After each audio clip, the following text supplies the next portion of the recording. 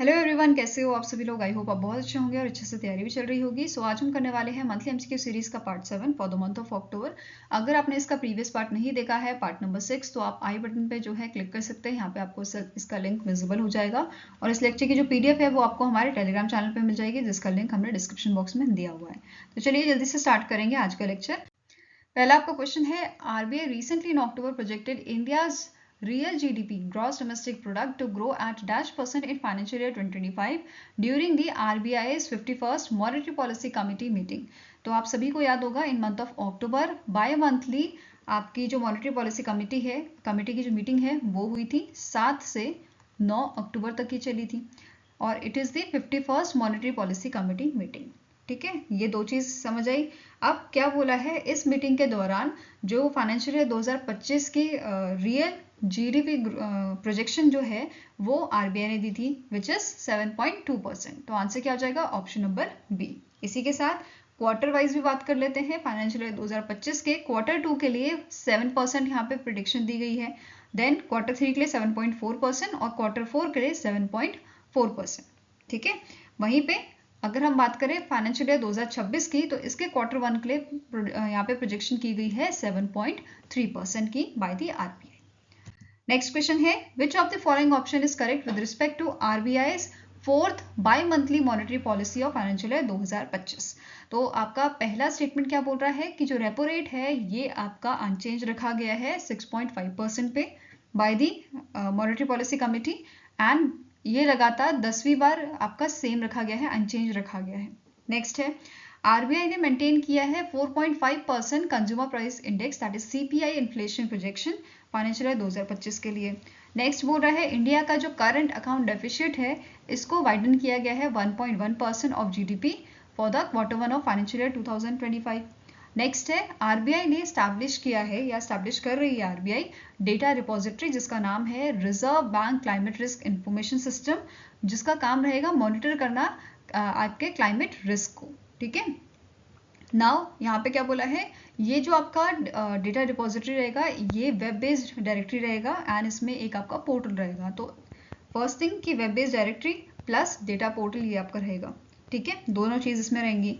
Now next point क्या बोला है, सारे ही पॉइंट्स जो हमने डिस्कस किए वो करेक्ट हैं, तो answer is option number A, all are correct. Fine. अब यहाँ पे एक चीज हमने पढ़ी कि आरबीआई ने मेंटेन किया है 4.5% CPI inflation projection financial year 2025 के लिए। अब यहाँ पे अगर क्वार्टर वाइज देखें तो क्वार्टर 2 के लिए फाइनेंशियल ईयर 2025 के क्वार्टर 2 के लिए यहाँ पे प्रोजेक्शन है 4.1% की, 3 के लिए 4.8% की, क्वार्टर 4 के लिए 4.2% की, वेयर एज फाइनेंशियल ईयर 2026 के लिए ये दी गई है 4.3% की प्रोजेक्शन। साथ में ही हमने एक और चीज पढ़ी कि डेटा जो आरबीआई है, आरबीआई डेटा रिपोजिटरी यहाँ पे स्टैब्लिश कर रहा है। ठीक है, तो इस डेटा रिपोजिटरी में एक चीज हमने पढ़ी वेब बेस्ड डायरेक्टरी की, जिसमें आपके जो सोर्सेज होंगे उनकी लिस्ट रहेगी, जैसे मेट्रोलॉजिकल या जियोस्पेशल आपके जो सोर्सेज रहेंगे इनकी लिस्ट इसमें आपकी कवर की जाएगी, वेयरएज डेटा पोर्टल में आपका डेटा सेट्स होगा।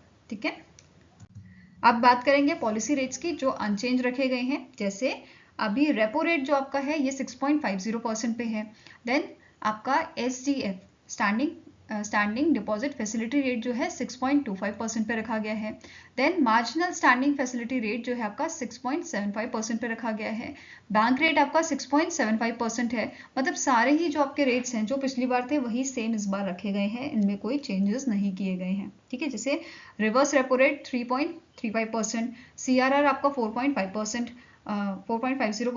देन 18.00% आपका एसएलआर। तो एक तो आपका सीआरआर पूछा जाता है, ठीक है, दूसरा आपका बैंक रेट और आपका रेपो रेट, ये कुछ चीजें हैं जो पूछी जाती हैं एग्जाम में। फाइन। नेक्स्ट क्वेश्चन है, the RBI has raised the transaction limit for UPI 1 to 3 pay to dash। तो अर्लियर जो लिमिट थी वो आपकी 5000 की थी, अभी से 5000 से बढ़ा के कितना कर दिया गया है, इसे कर दिया गया है आपका 10,000। ठीक है, तो आंसर क्या हो जाएगा यहाँ पे, ऑप्शन नंबर सी, 5000 से इंक्रीज करके 10,000 कर दिया गया है। अब बात कर लेते हैं यूपीआई 1 to 3 पे की। तो ये आपका पेमेंट सिस्टम है जिसे नॉन स्मार्टफोन या फीचर फोन के लिए लाया गया था कि इसमें बिना इंटरनेट को यूज किए आपकी पेमेंट की जा सके यूपीआई के थ्रू। ठीक है, ये इसका मेन मोटिव था। लाया कौन था? आरबीआई और NPCI, reserve bank of India और national payment corporation of India ने इसे क्रिएट किया था यूपीआई 123 पे को 2022 में। अभी जो है ये आपका टोटल 12 लैंग्वेजेस में अवेलेबल है। कोई भी लैंग्वेज आप सेलेक्ट करके इसमें पेमेंट कर सकते हो। ठीक है, 4 सॉल्यूशन इसमें दिए गए हैं आपको यूपीआई 123 पे में। पहला है पेमेंट थ्रू आईवीआर नंबर, दूसरा है payment through missed call, payment through functionality implemented by OEM app के थ्रू बेसिकली। देन नेक्स्ट है payment through sound based technologies. तो ये 4 सॉल्यूशंस यहाँ पे प्रोवाइड किए गए हैं। अगर आपको इसके बारे में डिटेल चाहिए तो यहाँ पे मैंने प्रोवाइड की है, आप इजीली वीडियो पॉज करके इसे आराम से पढ़ सकते हैं। क्लियर है? नेक्स्ट क्वेश्चन है RBI has increase the UPI lite wallet limit from rupees 2000 to rupees dash to simplify small value digital transactions for user। तो रिसेंटली आरबीआई ने यूपीआई लाइट की जो वॉलेट लिमिट है वो भी बढ़ा दी है। पहले 2000 हुआ करती थी, अब इसे बढ़ाकर 5000 कर दिया गया है। ठीक है, वहीं पे जो आपकी पर ट्रांजेक्शन लिमिट होती थी इसमें भी चेंजेस लाए हैं। इस 500 पहले ये आपकी लिमिट होती थी, अभी इंक्रीज करके इसको आपका कितना कर दिया गया है? 1000 रुपीज कर दिया गया है। पहले 500 था, अभी इसे 1000 कर दिया गया है। ठीक है, वहीं पर जो डेली लिमिट थी आपकी वो 4000 ही रखी गई है। ठीक है, the maximum amount that can be added to a UPI lite wallet in a day, ये आपके 4000 है। नाउ यूपीआई लाइट की बात करें, ये भी आपका जो है 2022 में लाया गया था, जहां पे एनपीसीआई द्वारा, नेशनल पेमेंट कॉर्पोरेशन द्वारा इसको इंट्रोड्यूस किया गया था और आप बिना पिन के, बिना पर्सनल आइडेंटिफिकेशन नंबर के ट्रांजैक्शन इजीली कर पाओ, इस वजह से यूपीआई लाइट लाया गया था। क्लियर है? नेक्स्ट क्वेश्चन है the reserve bank of India has recently in October proposed a new feature beneficiary account name lookup facility for which among the following that would allow remitter to verify the recipient's name before executing the payment। तो payment करने से पहले जो beneficiary है उसका नाम verify करना, ये फीचर रिसेंटली आरबीआई ने लाया है। इनमें से कौन सी आपकी जो सर्विसेज है उनके लिए? तो एक तो आरटीजीएस के लिए लाया गया है, दूसरा नेफ्ट के लिए, national electronic fund transfer, and दूसरा क्या है आपका? Real time gross settlement. तो आंसर क्या हो जाएगा? Option number E, both A and B. Whereas UPI और आईएमपीएस में ये फीचर आपका ऑलरेडी अवेलेबल है, ये याद रहेगा। नाउ नेक्स्ट अब बात करेंगे आपके एनईएफटी और आरटीजीएस के डिफरेंसेस के बीच में। उससे पहले ये चीज है क्या? दोनों ही आपके नेशनल इलेक्ट्रॉनिक्स फंड ट्रांसफर और रियल टाइम ग्रॉस सेटलमेंट जो है, ये दोनों ही आपके इलेक्ट्रॉनिक पेमेंट सिस्टम है, जिसमें आपका मनी ट्रांसफर किया जाता है एक अकाउंट से दूसरे अकाउंट में। उसके लिए हम यूज करते हैं इन सिस्टम्स को। ठीक है, तो डिफरेंसेस की बात करेंगे अब। डिफरेंस क्या है? जो नेफ्ट है आपका, नेशनल इलेक्ट्रॉनिक्स फंड ट्रांसफर जो है, ये बैचेस के फॉर्म में किया जाता है। मतलब जैसे 5 का बैच बना लिया तब जाके ट्रांजेक्शन की जाएगी, या 10 का बैच बना लिया उसके बाद जब तक 10 नहीं आएंगे तब तक ट्रांजेक्शन नहीं होगी। फाइन, ये होता है बैचेस। जैसे फर्स्ट जनरेशन कंप्यूटर में हमने पढ़ा था, पंच कार्ड जो होते हैं वो प्रोसेस किस में होते हैं? बैचेस के फॉर्म में होते हैं आपके। ठीक है, जब तक पूरा बैच नहीं आएगा तब तक उस पर प्रोसेसिंग नहीं होती थी। ठीक है, ऐसे ही यहाँ पे बैचेस यूज होते हैं नेफ्ट के लिए। एक बैच कंप्लीट होएगा उसके बाद ही इसकी प्रोसेसिंग स्टार्ट होएगी। वेयर एज आरटीजीएस जो है ये इंडिविजुअली आपका प्रोसेस किया जाता है, जैसे आया उसको धड़ाधड़ ट्रांजेक्शन कर दी उसकी। ठीक है, अगर बैचेस के फॉर्म में होगा तो टाइम ज्यादा लगेगा, इसीलिए नेफ्ट की अगर बात करें तो ये ज्यादा टाइम लेता है प्रोसेस होने में। वहीं पे आरटीजीएस जो है ये कम टाइम लेता है और इसकी स्पीड ज्यादा होती है, ये इमीडिएटली आपका प्रोसेस हो जाता है। नेक्स्ट है मिनिमम ट्रांसफर अमाउंट। नेफ्ट में कोई मिनिमम लिमिट नहीं है ट्रांसफर करने के लिए, वेयरएज आरटीजीएस में मिनिमम ट्रांसफर अमाउंट जो है आपका 2 लाख का होता है। नेक्स्ट आ जाता है नेफ्ट। नेफ्ट जो है ये लो वैल्यू ट्रांजेक्शन्स के लिए यूज होता है, आरटीजीएस आपका हाई वैल्यू ट्रांजेक्शन्स के लिए यूज होता है। अवेलेबिलिटी, नेफ्ट जो है 24/7 आप कर सकते हो, ये 24/7 आपको अवेलेबल होता है। आरटीजीएस डिपेंड करता है बैंक पे। ठीक है, फीस की बात करें तो आरबीआई ने यहाँ पे कोई प्रोसेसिंग चार्ज नहीं लगाया है आरटीजीएस ट्रांजेक्शन्स पे, बट कोई कोई बैंक आपका एडिशनल फीस ले लेता है नेफ्ट ट्रांजेक्शन पे, तो ये सारी चीजें ध्यान में रखनी है। फाइन, नेक्स्ट क्वेश्चन है recently in October RBI has announced a scholarship scheme for full time faculty member teaching economics और फाइनेंस इन अ यूजीसी और UGC and All India Council of Technical Education recognized institution in India। तो ऐसे faculty members, उनके लिए एक scheme आया है, scholarship scheme, जो एफिलेटेड हैं, जो भी कॉलेजेस या इंस्टीट्यूशन आपके एफिलेटेड हैं UGC और all India council of technical education recognise institution जो है, उनके फैकल्टीज के लिए ये लाई गई है। ठीक है, अब इसका मेन एम क्या है? आरबीआई ने अनाउंस क्यों की है स्कॉलरशिप स्कीम? क्योंकि आरबीआई चाहता है कि जो आरबीआई की एक्टिविटीज़ हैं उनके बारे में नॉलेज या उनके बारे में जो अवेयरनेस है वो फैकल्टी मेंबर्स को और स्टूडेंट्स कम्युनिटी को होनी चाहिए। ठीक है, या इसका मेन काम आप ऐसे समझ सकते हो कि आरबीआई चाहता है कि इस जो भी आरबीआई की एक्टिविटीज़ हैं, जो भी चीज़ें ला रहा है आरबीआई, उसके बारे में जो फैकल्टी मेंबर्स हैं उनको पता होना चाहिए, ताकि वो बच्चों को इनके बारे में आसानी से बता पाएँ। ठीक है, क्लियर हुआ? नाउ नेक्स्ट आपका यहाँ पे क्या बोल रहा है कि टोटल 5 स्कॉलरशिप्स यहाँ पे जो है दी जाएंगी 3 महीने के लिए, और ये स्टार्ट कब से होगा? ये स्कॉलरशिप देना स्टार्ट होगा 9 दिसंबर 2024 से। तो आंसर यहाँ पे आपका है option number D. Selection procedure कैसे रहेगा? तो कैंडिडेट्स जो भी इंटरेस्टेड हैं वो अपना research proposal not more than 1000 words में सबमिट कर सकते हैं। दूसरा, यहाँ पे उनको अपना करिकुलम वीटा दैट इज आपका CV जो है वो प्रोवाइड करना होगा, और इंटरव्यू के बाद सिलेक्शन आपका यहाँ पे होगा। नाउ नेक्स्ट चीज, एलिजिबिलिटी यहाँ पे क्या होनी चाहिए? एक तो जो पर्सन है वो फाइनेंस या इकोनॉमिक्स का फैकल्टी होना चाहिए, UGC या फिर आपका all India council of technical education से रिकॉग्नाइज यूनिवर्सिटी होनी चाहिए, उस यूनिवर्सिटी का ये फैकल्टी होना चाहिए जिसकी एज 55 ईयर्स से कम होनी चाहिए। ये एलिजिबिलिटी रखी गई है।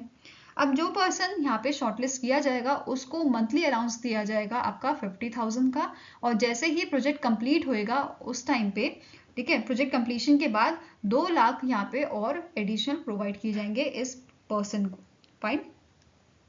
अब यहाँ पे स्कॉलर्स जो होंगे, जो सिलेक्शन जिन पर्सन का होगा, उनको सबमिट करना होगा research report as a contribution to RBI research activities and may present their findings at the seminar. Fine. Now next question है, name the personality who has been recently in October honored with the 2024 United Nations High Commissioner for Refugee Nansen Refugee Award Global Literate। तो ये award दिया गया है sister रोसिटा malice को, जो एक none है। She is also a social worker and a lawyer. इनको ये अवार्ड दिया गया है 2024 का। साथ में ही यहाँ पे इस अवार्ड की अगर बात करें तो इस अवार्ड को स्टैब्लिश किया गया था 1954 में in honour of Fridtjof Nansen, जो Norwegian explorer, scientist, diplomat and Nobel laureate थे, और ये first high commissioner to refugee बने थे 1920 से 1930 के बीच में। क्लियर है? अब इस अवार्ड, ये जो अवार्ड है UNHCR अवार्ड, ये अवार्ड दिया जाता है किसी इंडिविजुअल को, किसी ऑर्गेनाइजेशन को या ग्रुप को उनके एक्स्ट्रा ऑर्डिनरी एक्शन के लिए for protecting the refugees. Fine.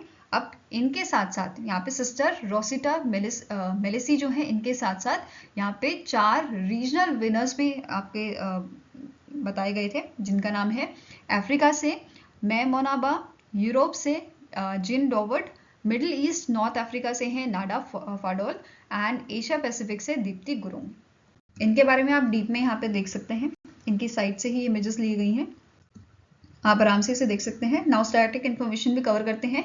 United nation high commissioner for refugee जो है, इसकी शुरुआत की गई थी 1950 में। हेडक्वार्टर इसका लोकेटेड आपका जिनेवा स्विट्जरलैंड में, और इसके हाई कमिश्नर करेंटली हैं फिलिपो ग्रैंडी।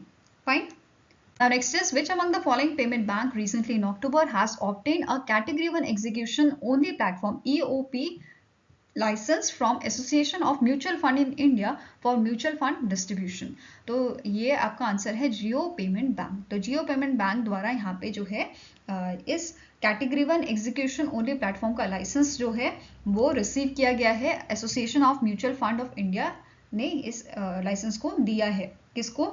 जियो पेमेंट बैंक को, सो दैट ये जो आपका पेमेंट बैंक है ये डिस्ट्रीब्यूट कर सके डायरेक्ट म्यूचुअल फंड प्लान्स को, एंड साथ में ही ये आपका ट्रांजैक्शन फी जो है वो भी रिसीव करेगा, जो पर ट्रांजैक्शन 2 रुपए की रखी गई है।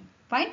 जियो पेमेंट बैंक की अगर बात करें तो इसके MD and CEO करंटली है विनोद ऐश्वरन। हेडक्वार्टर लोकेटेड है मुंबई महाराष्ट्र में, और 2016 में इसको स्टैब्लिश किया गया था। ठीक है।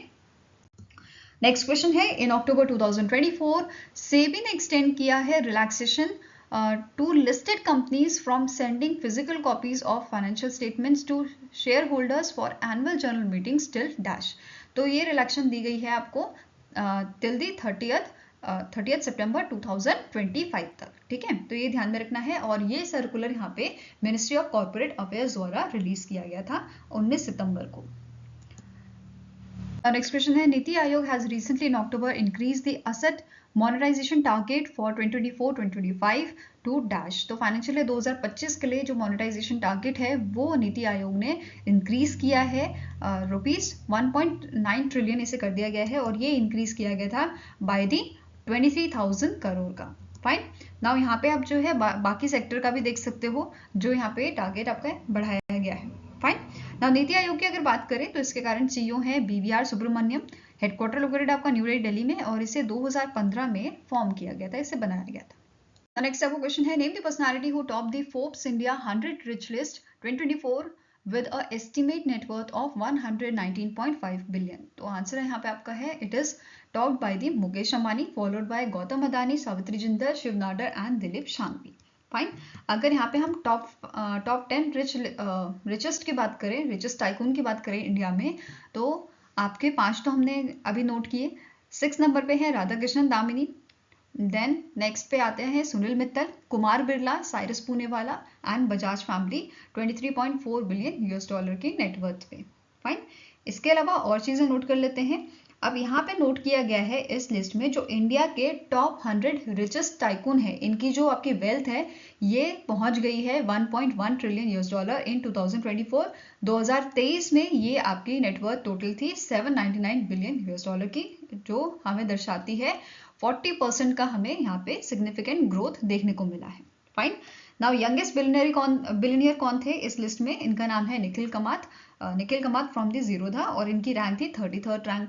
और वेल्थ कितनी थी इनकी, नेटवर्थ कितनी है 8.4 बिलियन यूएस डॉलर की। वेरएज टेक्नोलॉजी टाइटन की बात करें तो ये है Shiv Nadar from HCL technology, और इनकी नेटवर्थ है 40.2 बिलियन यूएस डॉलर की। क्लियर है? नाउ 4 न्यू कमर यहाँ पे देखे गए थे 2024 में। कौन कौन से ये हैं? B Parthasaradhi Reddy, chairman of Hetero group of companies, जिनकी नेटवर्थ है 3.95 बिलियन यूएस डॉलर की।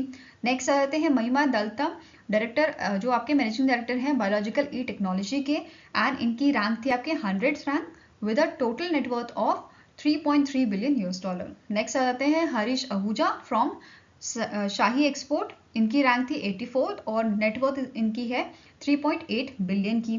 नाउ नेक्स्ट आ जाता है सुरेंद्र सलूजा, जो फाउंडर एंड चेयरमैन है आपके प्रीमियर एनर्जीज के, और इनकी रैंक आपकी है 85th इस टॉप 100 लिस्ट में।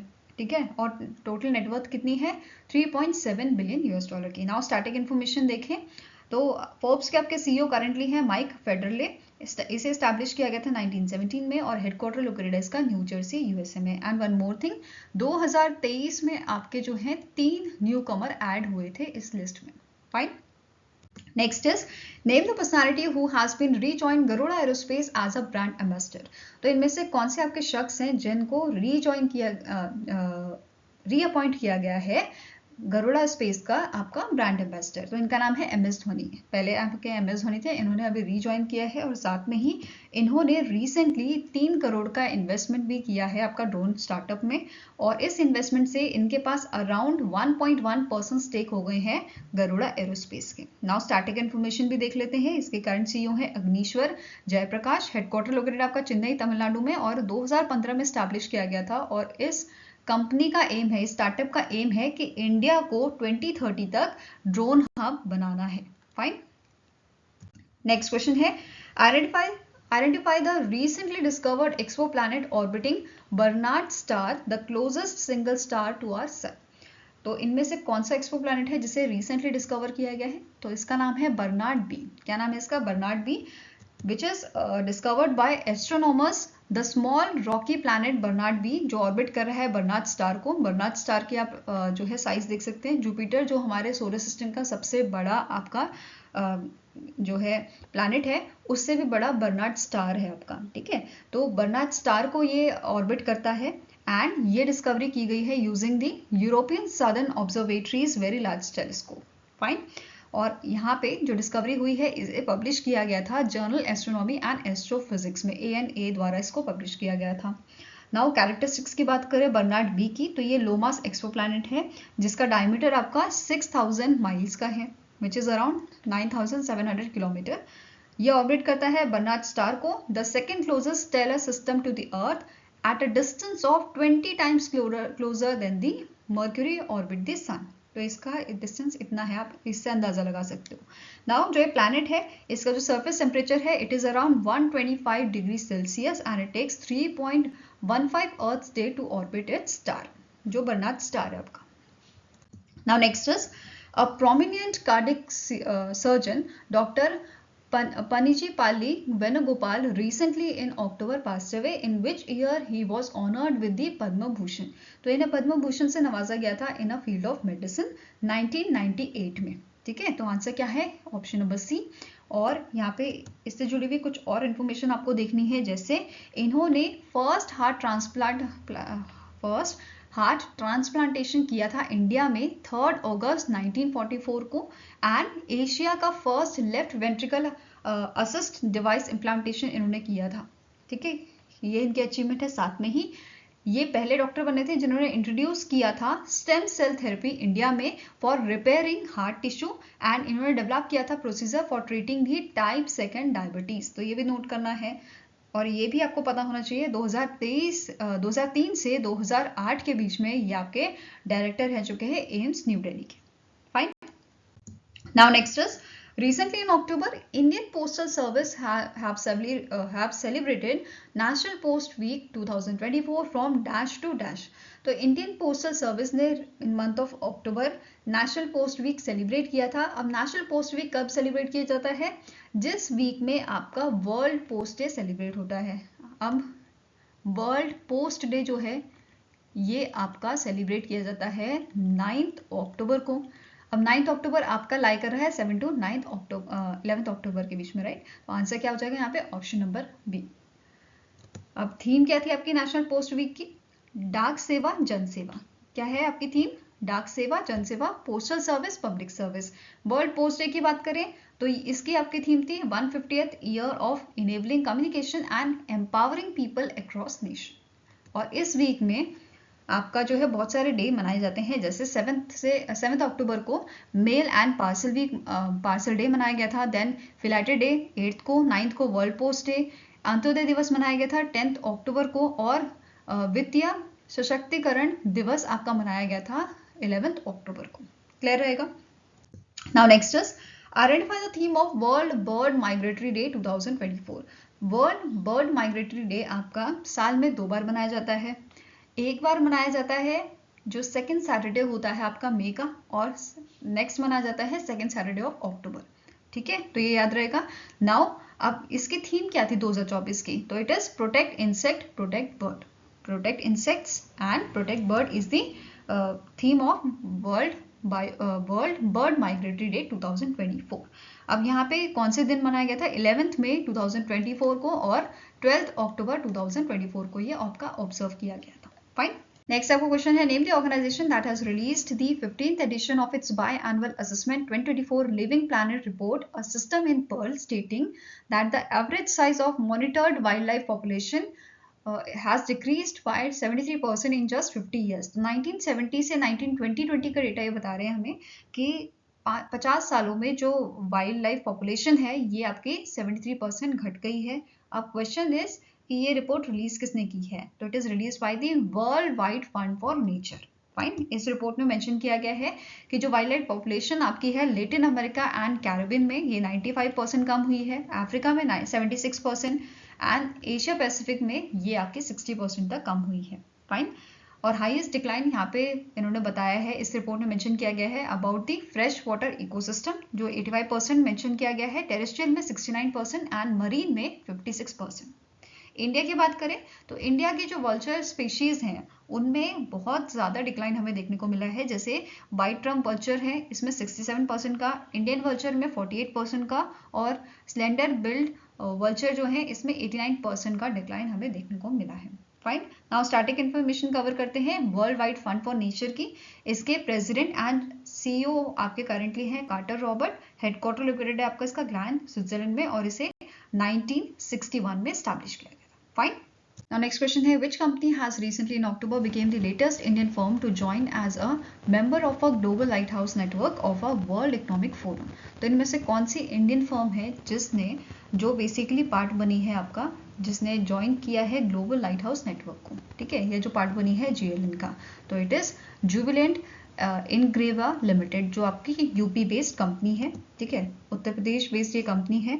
और इस साल अगर बात करें 2024 की, तो 22 इनोवेटिव मैन्युफैक्चरर जो है उन्होंने ज्वाइन किया था ग्लोबल लाइट हाउस नेटवर्क, जिनमें से एक आपकी जुबिलेंट इनग्रेविया लिमिटेड थी।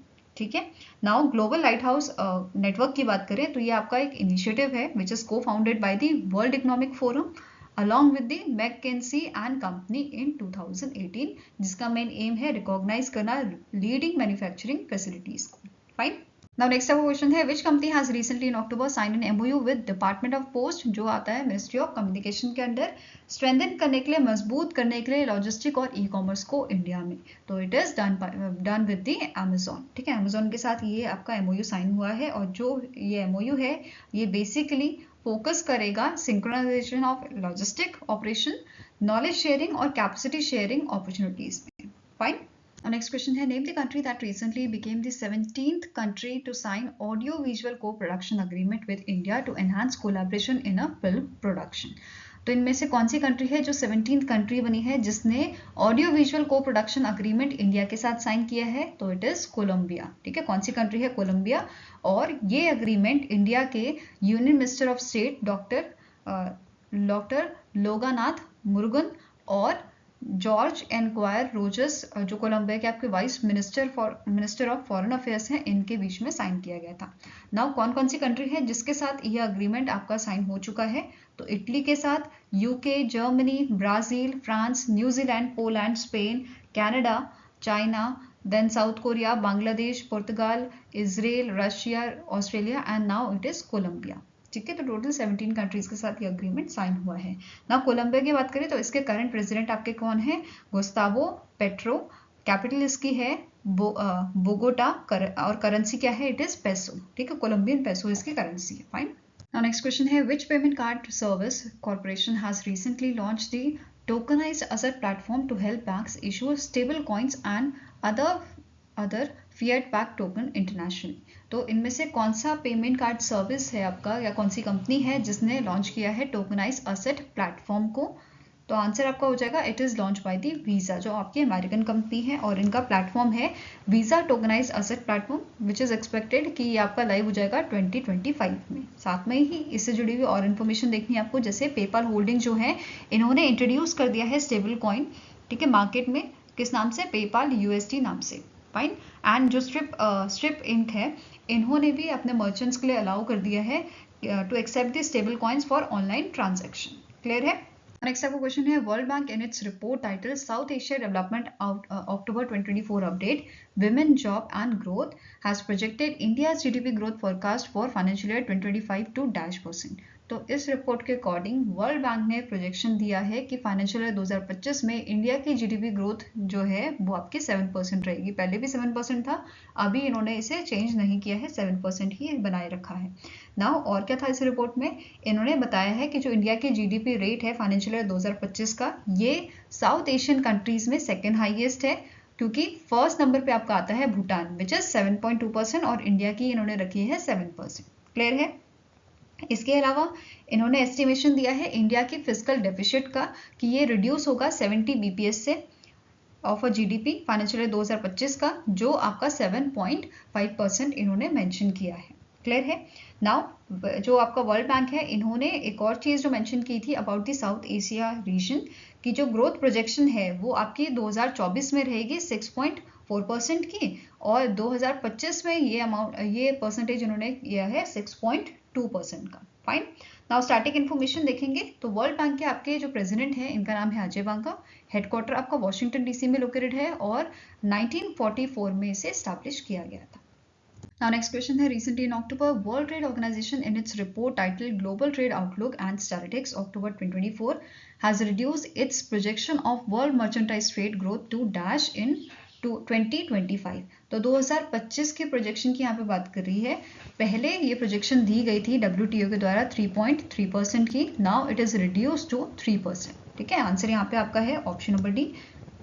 अब यहाँ पे और क्या इस रिपोर्ट में मेंशन किया गया था कि जो मर्चेंटाइज ट्रेड ग्रोथ प्रोजेक्शन है 2024 की, ये आपकी बढ़ाई गई है, इंक्रीज की गई है, 2.7% कर दी गई है। Earlier it was 2.6%।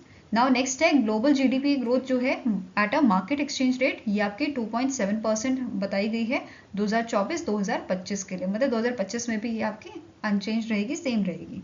Fine. Next point है जो रिपोर्ट है, it has estimated merchandise export of least developed countries, ये आपका बढ़ाया गया है, इंक्रीज किया गया है 1.8% इन 2024 एज कंपेयर टू 4.6% ग्रोथ जो आपके 2023 में रजिस्टर की गई थी। क्लियर है। नाउ नेक्स्ट बात करेंगे स्टैटिक इन्फॉर्मेशन की। वर्ल्ड ट्रेड ऑर्गेनाइजेशन के करंट डायरेक्टर जनरल आपके हैं नोगोजी ओकुंजो-इवेला। हेडक्वार्टर इसका लोकेटेड आपका जिनेवा स्विट्जरलैंड में और 1955 में इसे स्टैब्लिश किया गया था। फाइन।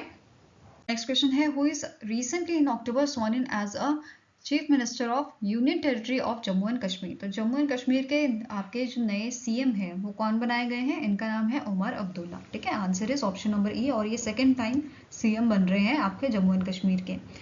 अब जो ये आपके उमर अब्दुल्ला हैं, ये वाइस प्रेसिडेंट हैं आपके Jammu and Kashmir national conference के, ये ध्यान में रखना है। और इनके साथ सुरेंद्र कुमार चौधरी जो हैं उनको डेप्यूटी सीएम बनाया गया है आपका जम्मू एंड कश्मीर का। फाइन। Now next आपका क्वेश्चन है, which among the following bank has appointed Mary Kom and Sunil Chhetri as its brand ambassador? तो recently Utkarsh small finance bank ने अपॉइंट किए हैं मैरी कॉम एंड सुनील छेत्री को as its brand ambassador. Now starting information की बात करेंगे। जो आपके उत्कर्ष स्मॉल फाइनेंस बैंक है, इसके करंट एमडी एंड सीईओ कौन है, गोविंद सिंह। हेडक्वार्टर लोकेटेड आपका इसका वाराणसी उत्तर प्रदेश में। इसकी शुरुआत की गई थी आपके 2016 में एंड इट्स टैगलाइन इज आपकी उम्मीद का खाता। फाइन। आई होप गाइस आपको ये वीडियो पसंद आया हो। पसंद आए तो लाइक एंड शेयर जरूर कीजिएगा और हमारे साथ जुड़ने के लिए हमारे चैनल को सब्सक्राइब कीजिएगा। अगर आपके कुछ सजेशन है तो आप हमें मेल कर सकते हैं benchmarkstudy007@gmail.com पे, या फिर आप हमें कमेंट सेक्शन में भी लिख सकते हैं। सो मिलेंगे ऐसे ही नेक्स्ट वीडियो के साथ। Till then take care, have a nice day and all the best for your preparations.